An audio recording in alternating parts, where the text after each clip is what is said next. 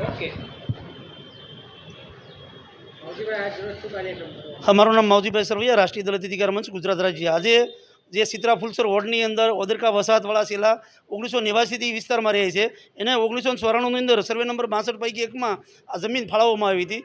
જે તે સમયે એ લોકોએ સરકારે નિયત કરેલી કલેક્ટરશ્રીના હુકમ પ્રમાણે એ પૈસા પણ ભરી દીધા હતા કબજા કિંમતના, છતાં પણ એને અત્યારે ડિમોલિશનની નોટિસ આવી છે.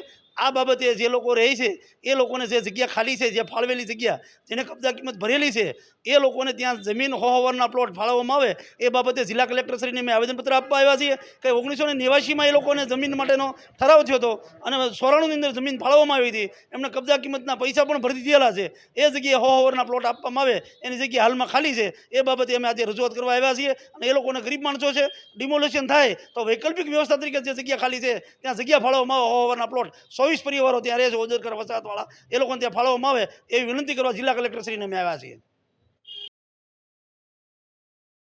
પરંતુ હવે અમારી વિનંતી એવી છે કે ડિમોલિશન કરે તો જે ફાળવેલી જગ્યા છે, કબજા કિંમત ભરી છે, એ જગ્યા હજી ખાલી છે ત્યાં એને પરત આપવામાં આવે. જે કબજો જે સમય પૈસા આપ્યા હતા એમને ભરેલા છે અને હજી બજાર ભાવ પ્રમાણે જે પૈસા ભરવાના થાય ફાળવી હતી ત્યાં નથી રહેતા અને બીજે રહી છે.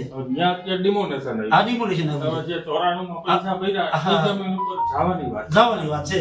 બરોબર. અને ગરીબ માણસો છે અને ઓવરના પ્લોટ ફાળવવામાં આવે તો કબજા કિંમત જે સરકાર નક્કી કરી ભરવા તૈયાર છે. 50% પાસે એ ભરવા અમે તૈયાર છીએ. હકતી તરીકે એ લોકો આ લોકો ત્યાં જ રહે છે. રાણાભાઈ વાટે 24 પરિવારો છે સાહેબ ત્યાં. એટલે આપ સાહેબને અમારો અવાજ ઓગાળો.